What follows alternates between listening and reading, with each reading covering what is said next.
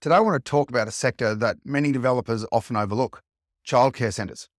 Many developers complete childcare centre developments as a pure property play. They negotiate a 15-year lease with an established operator, complete the construction, and then either sell the property for a profit or hold onto it as a high-quality long-term investment. But over the years, we've seen a fair number of these developers realise that there's actually more money in the childcare business itself rather than the property. A well-run childcare business with occupancy north of 85% can be one of the best returning businesses around, but it's not all child's play. Going into childcare with only dollars in your eyes, without a genuine interest in developing a top quality educational offering for the kids, can easily lead to failure. Mums can be the most discerning buyers of any product or service. So if you give them any reason to not feel comfortable with the centre and staff that look after their precious little darling, they'll not only take their child elsewhere, but they'll also broadcast it all over the local Facebook groups. In childcare, the break-even point is usually about 55-60% occupancy level. So as much as the profits can be outstanding, north of 85%, it can also be a shocking cash burn if you can't keep it above 60%. So let me share a story. Two mates with plenty of experience in property, including as sales agents and developers, had seen just how good the business of childcare can be.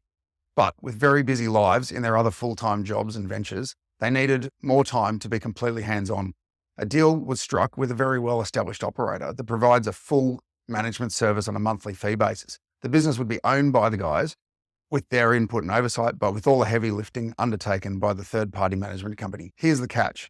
The benefit of a long-term lease to a third-party operator, as in just being a property investor, is that it makes debt funding much easier. In the bank's eyes, you have a known and certain income stream to service the debt.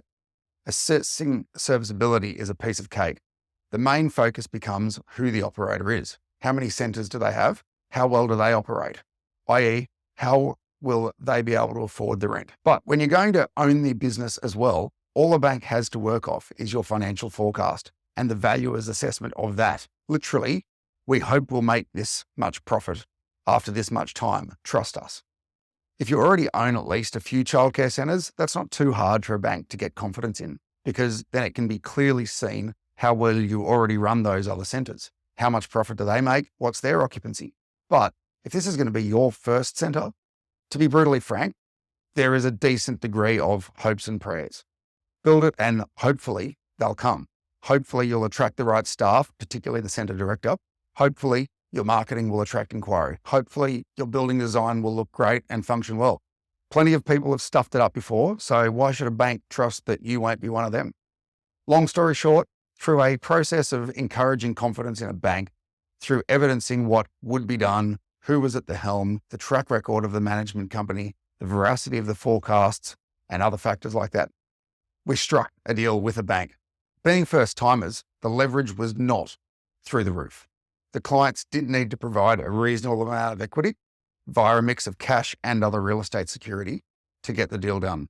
The effective gearing against the childcare centre was just over 50%, but keep in mind that this is on the going concern valuation, which includes both the real estate value and the anticipated value of the business based upon the forecasts the valuer adopted. And that's not an immaterial number. So this deal not only provided the client with a profitable business, but also a secure and stable long-term investment. But here's the deal kicker if you're really keen to get more into the childcare industry. We did a previous deal, very similar, first-time operator.